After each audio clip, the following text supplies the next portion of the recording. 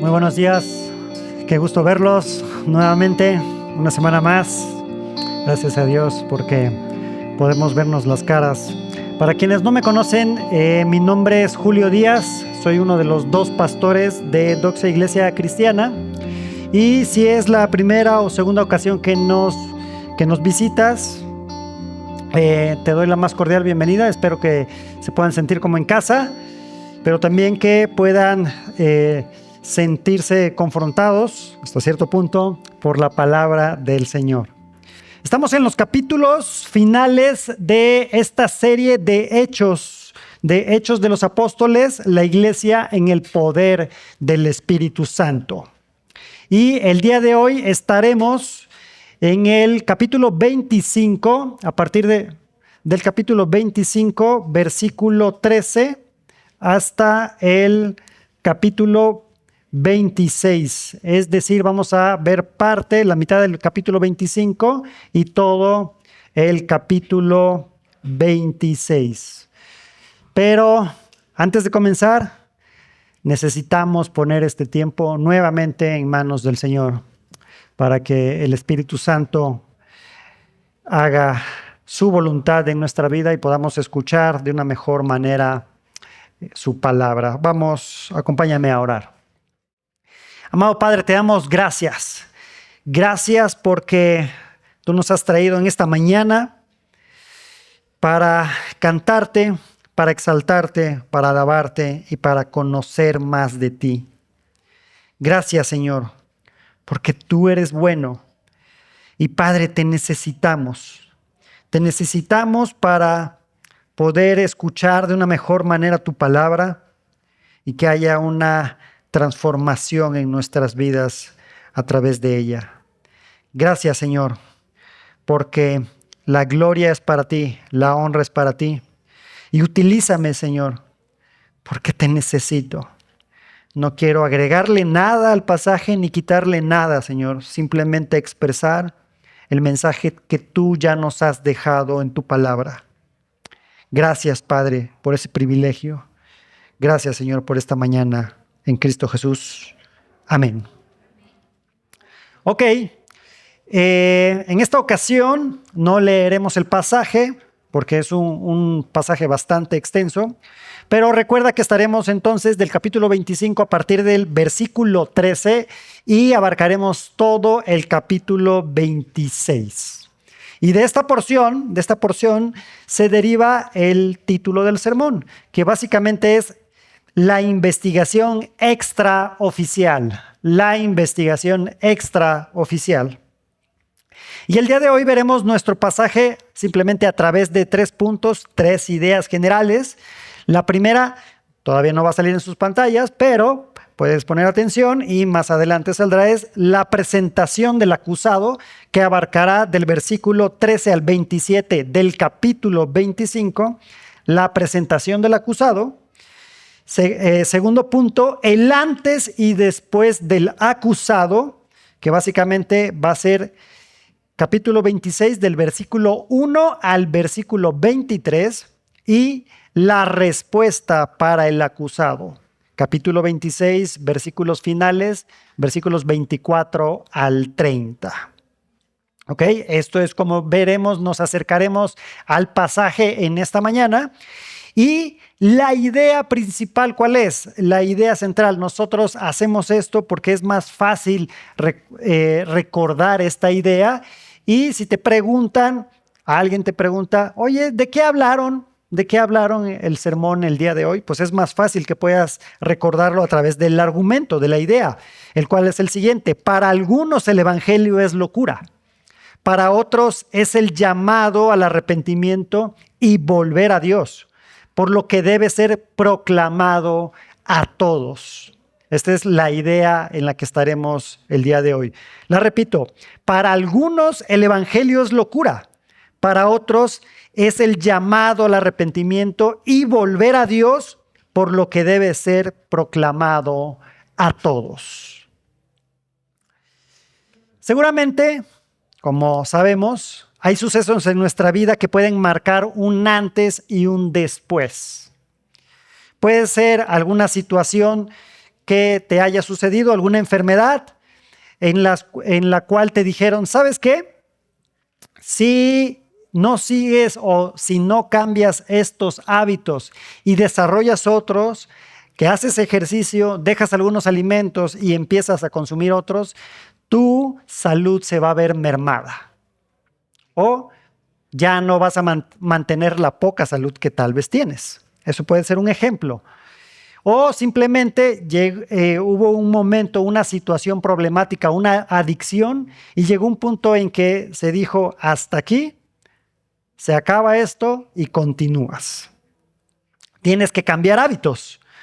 Tienes que a lo mejor hacer ejercicio, dejar algunos alimentos, tienes que salir a correr, etcétera, dependiendo de la situación o de ese momento de crisis que te hace cambiar y tomar otro rumbo. Y a veces en esto, muchas ocasiones iniciamos estos procesos con muchas ganas, ¿no? Ahora sí lo voy a hacer. Ahora sí me voy a levantar temprano y salir a correr. Y ahí vas, ¿no? En la mañana, está padre esto, estuvo bien. Va el segundo día, tercer día, la semana y como que ya empieza, ya empieza a costar un poco, ¿no? Hay quienes así nos suceden las cosas, hay quienes otros son muy rigurosos y siguen con ese cambio, porque se acuerdan de qué los hizo cambiar y seguir, y seguir, y seguir. Y quiero pensar que muchos aquí tenemos algo, un cambio en común, algo que compartimos. Y es ese momento en el que el Señor se acercó a nosotros, nos abrió los ojos y verdaderamente lo pudimos ver, lo pudimos observar. Y a partir de ese momento hubo un cambio significativo, que a lo mejor tú no lo veías, pero si le preguntamos a personas que estaban junto a ti o a tu alrededor, podían ver y notar ese cambio. Hay quienes a lo mejor ese cambio no recuerdan un día exacto, un día particular, pero fue a lo mejor un proceso un poquito más lento y paulatino. Pero en el cúmulo de los días, en el cúmulo de los años, puedes ver que hubo un momento de cambio, una necesidad de cambio. Y pensando en esto, vayamos entonces a nuestro primer punto. Punto número 1. Capítulo 25, versículos 13 al 27. Los voy a leer y nos acercamos al tema. Dice así: pasados varios días, el rey Herodes Agripa II y Berenice llegaron a Cesarea y fueron a saludar a Festo. Como estuvieron allí muchos días, Festo presentó el caso de Pablo ante el rey diciendo: hay un hombre que Félix dejó preso, acerca del cual, estando yo en Jerusalén, los principales sacerdotes y los ancianos de los judíos presentaron acusaciones contra él, pidiendo sentencia condenatoria contra él. Yo les respondí que no es costumbre de los romanos entregar a un hombre sin que antes el acusado confronte a sus acusadores y tenga la oportunidad de defenderse de los cargos. Así que cuando se reunieron aquí, sin ninguna demora, al día siguiente me senté en el tribunal y ordené traer al hombre. Levantándose los acusadores, presentaban acusaciones contra él, pero no de la clase de crímenes que yo suponía, sino que simplemente tenían contra él ciertas cuestiones sobre su propia religión y sobre cierto Jesús ya muerto, de quien Pablo afirmaba que estaba vivo. Pero estando yo perplejo cómo investigar estas cuestiones, le pregunté si estaba dispuesto a ir a Jerusalén y ser juzgado de estas cosas allá. Pero como Pablo apeló que se le tuviera bajo custodia para que el emperador Nerón diera el fallo, ordené que continuara bajo custodia hasta que yo lo enviara a César. Entonces Agripa II dijo a Festo: a mí también me gustaría oír al hombre. Mañana lo oirás, dijo Festo. Así que al día siguiente, Cuando Agripa II y Berenice entraron al auditorio en medio de gran pompa, acompañados por los comandantes y los hombres importantes de la ciudad, por orden de Festo fue traído Pablo. Y Festo dijo: Rey Agripa y todos los demás aquí presentes con nosotros, este es el hombre acerca del cual los judíos, tanto en Jerusalén como aquí, me hicieron una petición declarando a gritos que no debe vivir más. Pero a mí me parece que no ha hecho nada digno de muerte. Pero como él mismo apeló al emperador, he decidido enviarlo a Roma. Sin embargo, no tengo nada definido sobre él para escribirle a mi señor. Por eso lo he traído ante ustedes. Y especialmente ante ti, Rey Agripa, para que después de que se le interrogue, yo tenga algo que escribir. Porque me parece absurdo al enviar un preso no informar también de los cargos en su contra. Hasta aquí esta porción de nuestro pasaje. Y aquí vemos la llegada del rey Agripa y tenemos que explicar cuál era la diferencia de este rey, porque también está el gobernador, ¿no? Recordemos que estamos en un contexto donde Roma es el que está gobernando y digámoslo así, que la máxima autoridad de Roma, del imperio, ¿quién era? El emperador, el César, ¿no? Así el César colocaba gobernadores en distintas regiones del imperio, por lo que Festo o Poncio Festo era el representante directo del emperador y era quien tenía la autoridad en asuntos civiles. Recaudar impuestos, decisiones judiciales y ejecutar sentencias. Y el rey Agripa, digamos que era representante de los intereses de los judíos ante el imperio romano. Además, por ser miembro de esta dinastía judía que había reinado en Palestina, no es el único Agripa que aparece en la Biblia, durante estos últimos años tenía el derecho de nombrar al sumo sacerdote y era además custodio del tesoro del templo. Cuando tuvieron lugar estos hechos que Lucas está narrando, se piensa que tendría aproximadamente unos 30 años Agripa II. Recuerden que era fundamental para el Imperio Romano hacer esto. Era importante saber cómo mantener el poder en medio de diferentes culturas y a través de estos reyes les era útil seguir manteniendo el poder. ¿Quién acompaña a este rey? Lo acompaña su hermana Berenice, la cual parece que tuvo ahí algunas relaciones incestuosas con su hermano, de acuerdo a la historia, de acuerdo a los registros, pero simplemente ahí está. No hay una evidencia contundente al respecto de esto. Recuerden que Festo tenía poco tiempo en el cargo, ¿sí? El gobernador. Aproximadamente unos 15 días y era costumbre que quienes estaban como reyes de la región visitaran y dieran la bienvenida al nuevo gobernador. Es por eso que va este rey. Dicha visita le cae como anillo al dedo a Festo. ¿Por qué? Pues Agripa tenía la reputación de ser experto en temas religiosos, particularmente en temas judíos, y Festo esperaba que pudiera facilitarle alguna ayuda de manera extraoficial. ¿Para qué? Para redactar este informe que tenía que realizar Festo para cuando enviara a el apóstol Pablo, ¿a dónde? A Roma, a comparecer ante el emperador. Hay un cierto tinte también de buscar, me parece, de buscar entretener por parte de Festo para con este público, ¿no? Se nota ahí en lo que registra Lucas.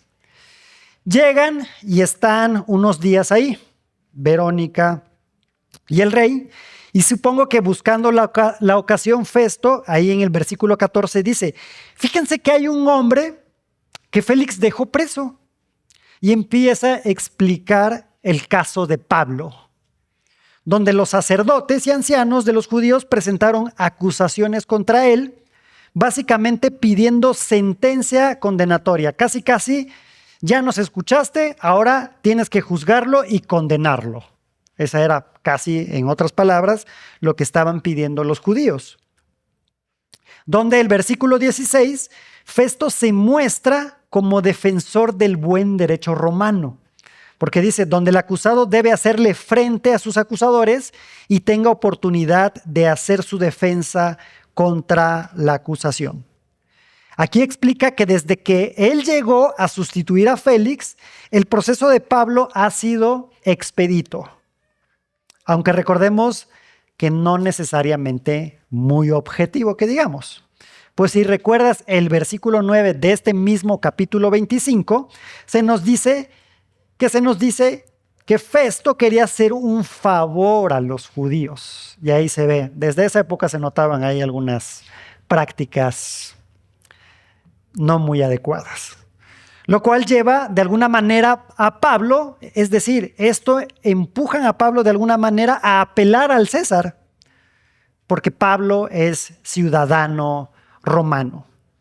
Así que cuando llevaron al tribunal a Pablo, les dice a Festo, Agripa y Berenice, que él no encuentra algún crimen, sino que simplemente son aspectos de su religión. Y lo que Pablo ha venido diciendo delante del Sanedrín y delante de Félix, el anterior gobernador, acuérdense que Pablo lo retuvo Félix ahí, ¿cuánto tiempo? 2 años. Que su caso se basaba en la esperanza de la resurrección, ya que el mismo Festo se ha dado cuenta que Pablo ha sido explícito en que Jesús murió, pero que resucitó. La resurrección de Jesús era el punto en cuestión de este asunto. Se había hecho evidentemente claro en la audiencia ante Festo, aunque Festo no se daba cuenta de esta importancia, de la importancia que tenía esto. Además, Festo sigue diciendo que le había sugerido a Pablo subir a Jerusalén y celebrar el juicio allí, y que Pablo entonces había apelado al César. Pablo ahora seguía en custodia en Cesarea hasta que llegara la oportunidad de enviarlo a Roma para la audiencia de su apelación. Bien, dice Agripa, a mí me gustaría escuchar al hombre personalmente. Agripa probablemente sabía suficiente acerca del movimiento cristiano y que quería escuchar a esta situación particular. Festo, de acuerdo, se compromete a organizar una audiencia para el día siguiente. Acuérdense que no estaban enjuiciando a Pablo, simplemente esta era una investigación extraoficial, esta audiencia era extraoficial. Llega el día, está preparado un auditorio y nos dice Lucas que Agripa y Berenice entraron en medio de gran pompa. Ahí imagínense al rey y a Berenice caminando, ¿no? Y a lo mejor a las personas ahí aplaudiendo, ¡ay, qué bueno que vienen! O algo, ¿no? No lo sabemos, pero Lucas nos dice en medio de gran pompa, ¿no? Y Lucas nos trata de reflejar que era una audiencia de un alto nivel, por así decirlo. A manera de show, para entretener a los visitantes, a los comandantes y a los hombres importantes de la ciudad.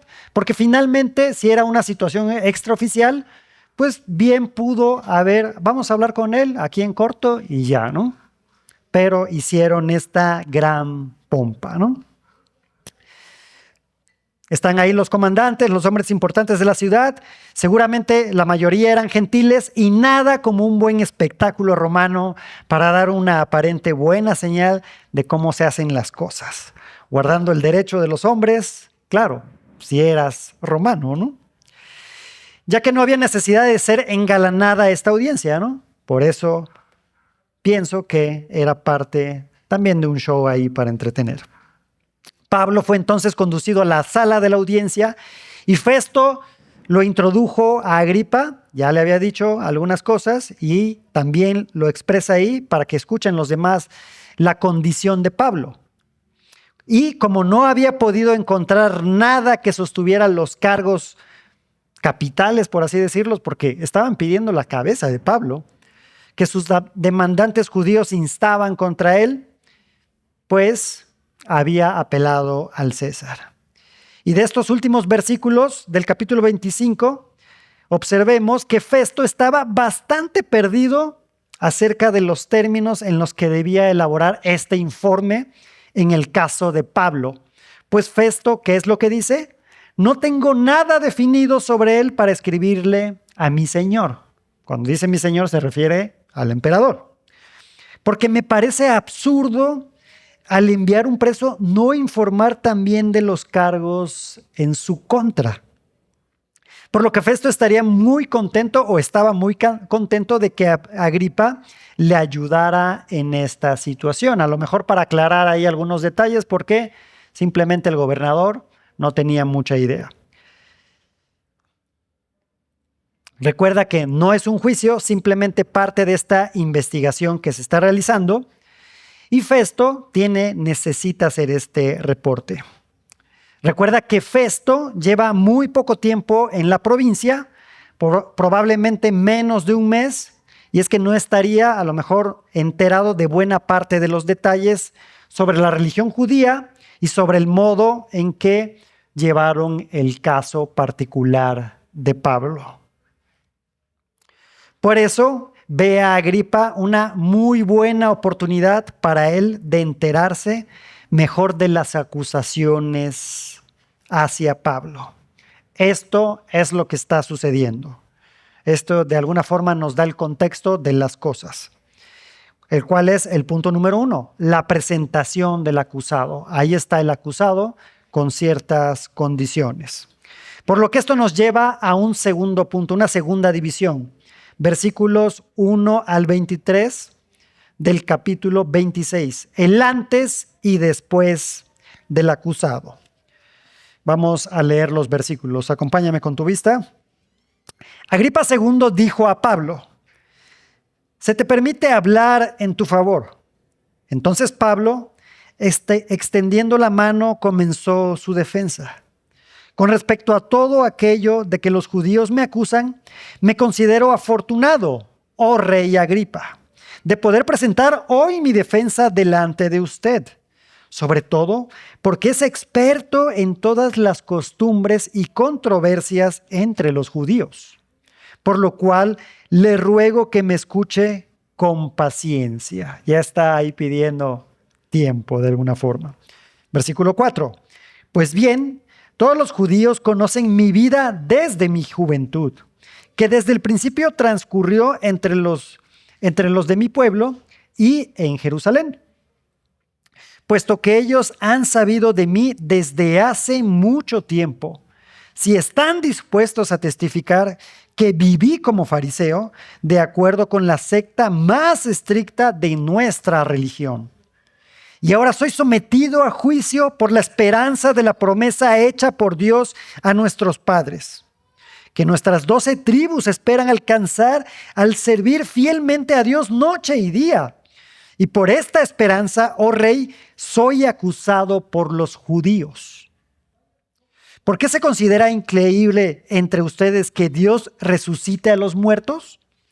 Yo ciertamente había creído que debía hacer muchos males en contra del nombre de Jesús de Nazaret.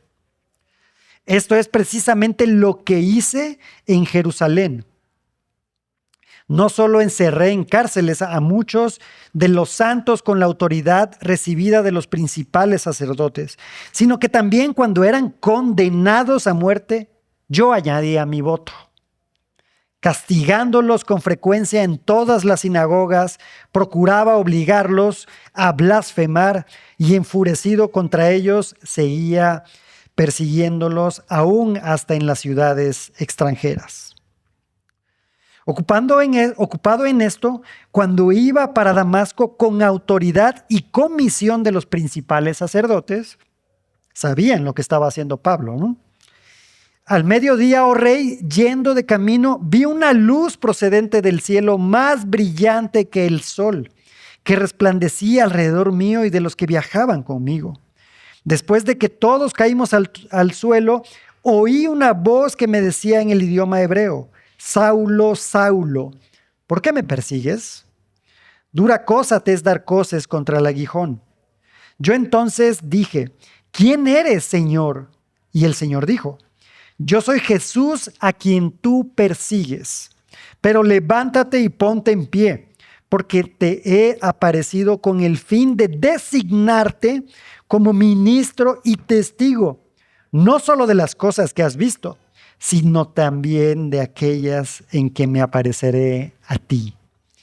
Te rescataré del pueblo judío y de los gentiles, a los cuales yo te envío, para que les abras sus ojos a fin de que se conviertan de las tinieblas a la luz y del dominio de Satanás a Dios, para que reciban por la fe en mí el perdón de pecados y herencia entre los que han sido santificados.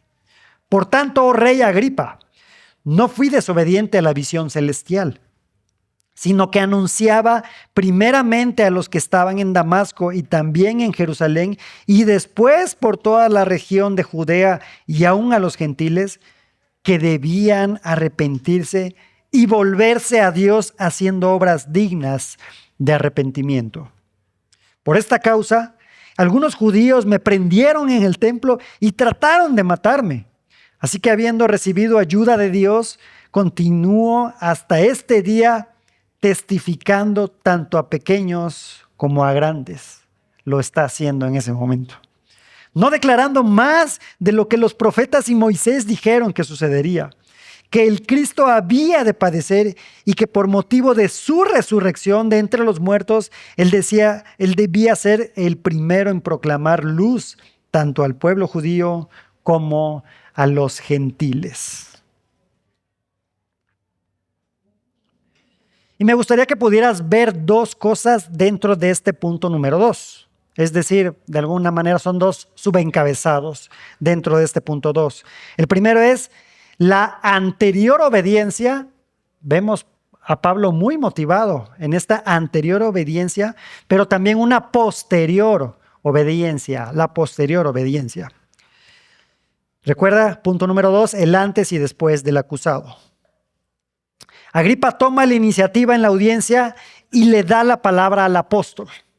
Pablo aprovecha la oportunidad y da uno de sus más largos discursos registrados en Hechos. Estaba más que dispuesto a aceptar la invitación del rey. Levanta la mano o extiende la mano quizá para saludarlo en tono de agradecimiento o saludar a los presentes y procede a hablar. Empieza su discurso, que más bien es una defensa del evangelio, el cual predicaba y de cómo éste había realizado y cómo a través de éste se había realizado una transformación en Pablo y que podía notarse en su manera de vivir. Pablo empieza su discurso ahí en los versículos 2 y 3 tratando de captar la atención de Agripa, ya que quiere generar una disposición favorable en Agripa y en todos sus oyentes desde las primeras palabras de su discurso. Esto no es una adulación de parte del apóstol, no es como esa adulación que veíamos hace unas semanas del abogado, ¿no? Presente, ay, es que nos has traído paz y demás, excelentísimo, ¿no?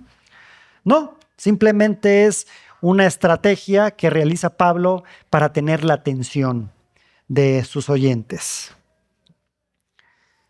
Pablo conoce a Agripa y sabe que tiene conocimiento de la espera que lleva siglos por parte de los judíos. Esa espera de un Salvador, es decir, la espera del Redentor.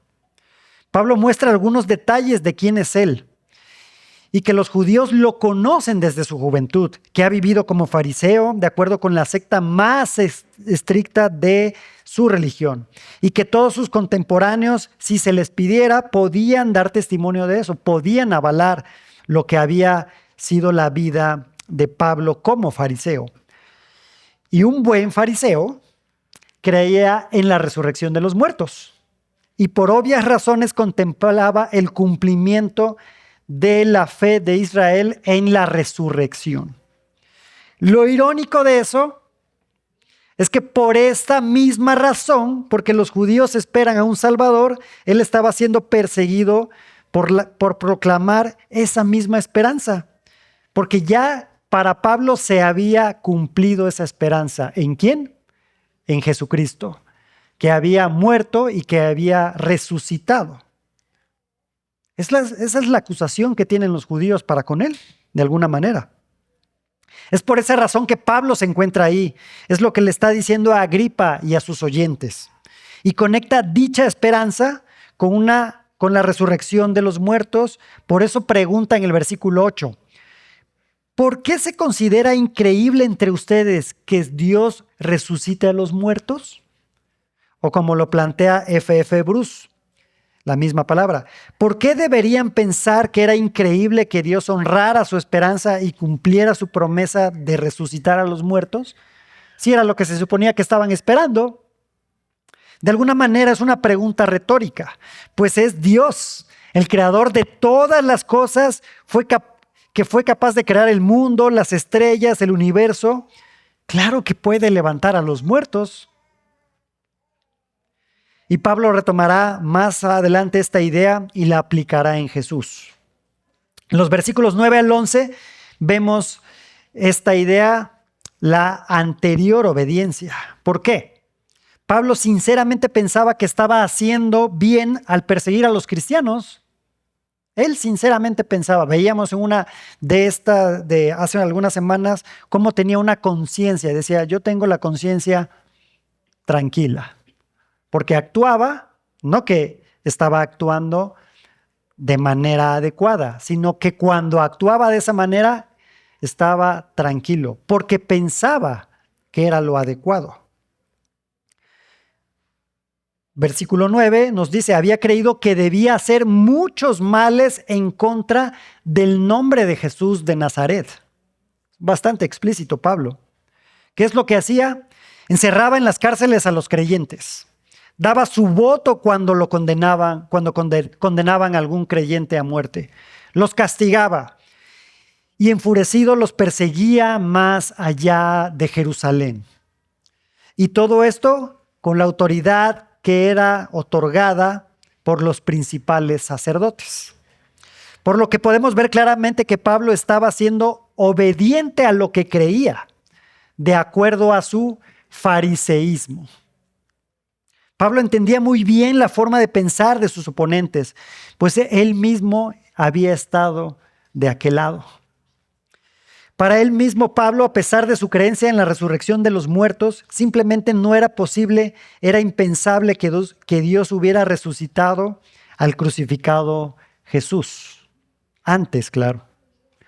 Cuando los discípulos insistían en el mensaje del evangelio, en el arrepentimiento de tus pecados y mis pecados y en la resurrección de Cristo, Pablo los trataba de mentirosos y blasfemos. Él mismo estaba esperando algo y cuando llegó el Salvador esperado, simplemente no lo creyó. Hasta que fue el Señor muy puntual con Pablo. Lo cual posteriormente fue confrontado por el Señor y tuvo que responder de alguna manera. Al igual que tú fuiste confrontado, o que tal vez en estos días o estas semanas estás siendo confrontado, evaluando tu forma de pensar y tus creencias. ¿Cómo vas a responder? ¿Con un cambio? Y que sea el inicio de un parteaguas asumiendo lo que Dios ya ha hecho por medio de Jesucristo en la cruz. ¿O simplemente te vas a quedar donde estás? Pablo sigue exponiendo que cuando seguía haciendo lo propio, o sea, persiguiendo a los creyentes, se le aparece al Señor, se le aparece el Señor. Leamos nuevamente versículos 14 al 18. Después de que todos caímos al suelo, oí una voz que me decía en el idioma hebreo, Saulo, Saulo, ¿por qué me persigues? Dura cosa te es dar coces contra el aguijón. Yo entonces dije, ¿quién eres, Señor? Y el Señor dijo, yo soy Jesús a quien tú persigues. Pero levántate y ponte en pie, porque te he aparecido con el fin de designarte como ministro y testigo, no solo de las cosas que has visto, sino también de aquellas en que me apareceré a ti. Te rescataré del pueblo judío y de los gentiles, a los cuales yo te envío para que les abras sus ojos a fin de que se conviertan de las tinieblas a la luz y del dominio de Satanás a Dios, para que reciban por la fe en mí, es decir, en Cristo, el perdón de pecados y herencia entre los que han sido santificados. Y aquí está ese momento de conversión del apóstol. Únicamente porque el Señor así lo quiso. Y ahora que tú has escuchado lo mismo que el apóstol escuchó, ¿cómo vas a responder? ¿En arrepentimiento o simplemente seguirás caminando como si nada haya pasado? Y ahora, ese impulso de perseguir a los gentiles se transformará, se volcará en un sentido de compartirles el evangelio y a sus hermanos judíos mostrarles que el Mesías ya había llegado. Hay un cambio sumamente significativo en Pablo derivado de esta transformación que el Señor hizo en él. Me recuerda, porque si predico el evangelio no tengo de nada de qué gloriarme, pues estoy bajo el deber de hacerlo. Pues ay de mí si no predico el evangelio, dice Pablo a los Corintios en su primera carta, capítulo 9, versículo 16. Pablo simplemente está siendo obediente, ya que después de este suceso vemos claramente esta segunda idea dentro de este punto, la posterior obediencia. Hay una transformación y un cambio en Pablo que lo llama ahora a obedecer y predicar el evangelio. Pablo no fue desobediente a lo que vio porque su mensaje incluye que tanto judíos como gentiles deben de arrepentirse y volverse a Dios, haciendo obras dignas de arrepentimiento, es decir, acciones que son el resultado de esa transformación interna. Y si te has arrepentido, debe de haber entonces una transformación visiblemente externa. Y es por esta causa que algunos judíos me prendieron en el templo y trataron de matarme, argumenta Pablo. Pero con la ayuda de Dios está incluso ahí en esta audiencia dando testimonio y declarando que los profetas Moisés dijeron lo que sucedería, que el Cristo había de padecer y que por motivo de su resurrección de entre los muertos, él debía ser el primero en proclamar luz tanto al pueblo judío como a los gentiles. ¿Será que Agripa está captando todo esto que Pablo está diciendo? ¿Será que ve la conexión de lo que dijeron los profetas en Cristo? Veamos las acciones de al menos dos de los oyentes más importantes que están ahí presentes en esta historia. Pero recuerda, punto número 1, la presentación del acusado. Punto 2, el antes y después del acusado. Veamos nuestro siguiente punto. Versículos 24 al 32.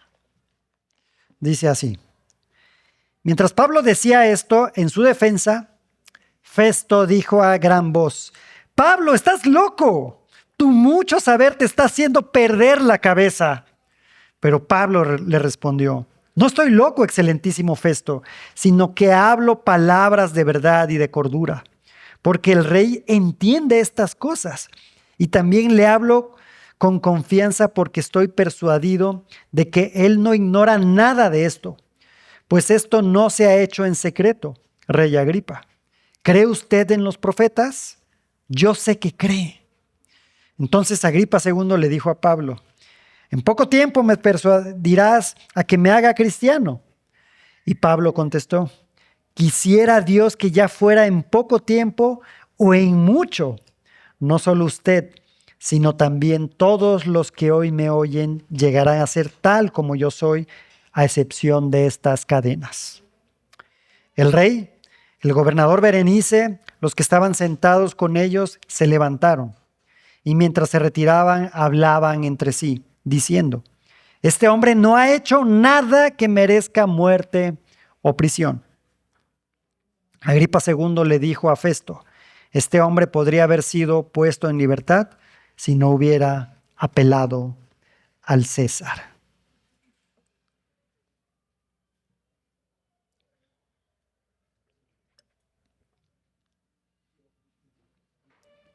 Pablo está exponiendo y es interrumpido por Agripa. No es interrumpido por Agripa, sino por Festo. El orden de ideas que ha expuesto y las ideas mismas simplemente son locura para Festo. Le dice que su mucho conocimiento le está haciendo perder la cabeza. ¿Sabes qué? Ya, has leído mucho, ya. Estás loco. Y hasta cierto punto, el razonamiento de Festo es normal. Porque tienes que creer primeramente que existe un Dios. Que había una relación entre Dios y su creación. Que dicha relación se rompió por causa del ser humano, ya que pecó. Y que por causa de ese pecado Dios mismo tomó forma de hombre y habitó entre nosotros hace aproximadamente 2000 años. Si tú le compartes el evangelio a alguien, razonando, es locura. Es una locura. Pero para nosotros no es una locura. Y razonando de esa forma, pues simplemente cada quien seguirá su camino. Y Pablo registra esta idea en su primera carta a los Corintios, ¿no? En capítulo 1, versículo 18. El mensaje de la cruz es una locura para los que se pierden. En cambio, para los que se salvan, es decir, para nosotros, este mensaje es poder de Dios. No es una locura. Es el poder de Dios obrando en cada uno de nosotros y transformándonos. Pablo dice, yo no estoy loco. Hablo palabras de verdad y cordura. Luego entonces se dirige al rey Agripa. Usted entiende y no ignora nada de esto que he dicho, Agripa. Como judío y morador de Palestina, debe de conocer, debe de haber escuchado lo que dijeron los profetas y debe además estar enterado de este surgimiento, el cual le llaman el camino o el cristianismo, que no ha tenido lugar en ningún rincón, sino que ha ido incrementándose. Y entonces lo confronta. Pablo se dirige a Agripa y dice, ¿cree usted en los profetas? Yo sé que cree. La respuesta que da Agripa, al menos es lo que yo considero, y podemos diferir en esto, no es que diga que esté a punto de hacerse cristiano, sino que Pablo se las ha arreglado para que Agripa casi se vea obligado a dar testimonio a favor del cristianismo. En su respuesta se siente un poco de ironía. Poquito más y me haces también dar testimonio a favor del cristianismo. Un poquito más te faltó. Qué bueno que te interrumpieron porque poquito y me hago cristiano. Y aquí tenemos un contraste muy marcado entre Pablo, Festo y Agripa. Pablo, al ser confrontado por el evangelio, da una respuesta en obediencia para con Dios. Y es un hombre muy activo en la predicación del mismo evangelio que se le entregó. La respuesta de Festo y Agripa es simplemente que esto de lo que hablas es una locura. Por lo tanto, ni lo sopeso, no me importa y no lo tomaré en cuenta. Aquí aplica esa frase muy popular, ¿no? Que dicen, solo existen dos tipos de personas, ¿no? Los que les dicen quesadillas con queso y los que les dicen quesadillas, ¿no? Por decir algo. Aquí aplicaría, ¿no? Los que creen en el evangelio y por lo tanto en el poder de Dios para salvación y los que no creen en el evangelio y están condenados. No hay más opciones. Aquí en este punto no hay puntos medios. No hay una mitad, no hay más opciones. O simplemente crees en el evangelio o no crees en él. Pablo responde a la respuesta de Agripa del casi me haces cristiano, ¿no? Casi. En el versículo 29, quisiera Dios que ya fuera en poco tiempo o en mucho, no solo usted, sino también todos los que hoy me oyen. No sabemos qué número de personas estaban escuchando a Pablo. No sabemos si hubo arrepentimiento en alguno de ellos, pero lo escucharon. Y está pidiendo lo mismo para ellos. Los que hoy me oyen llegaran a ser tal como yo soy, a excepción de estas cadenas. Y no en un sentido de que sean parecidos físicamente a Pablo o en su forma de actuar, sino en el sentido de que sean redimidos por Dios, pues en Cristo hay perdón de pecados. Ese es el deseo en que se parezcan a Pablo. se levantan y dan por terminada la sesión y se van platicando entre sí. Hay una cosa, al menos que está muy clara aquí. Incluso si Pablo está tan loco como Festo pensaba, este hombre no ha hecho nada que merezca muerte o prisión. Por lo menos a los ojos de la ley romana, Pablo era inocente. Pero de alguna manera esa ley hasta ese momento no le había hecho justicia a Pablo. Pues como ya se mencionó, el gobernador no quería tener problemas de alguna forma. Y con todo esto, Agripa menciona, este hombre podría haber sido puesto en libertad si no hubiera apelado a César.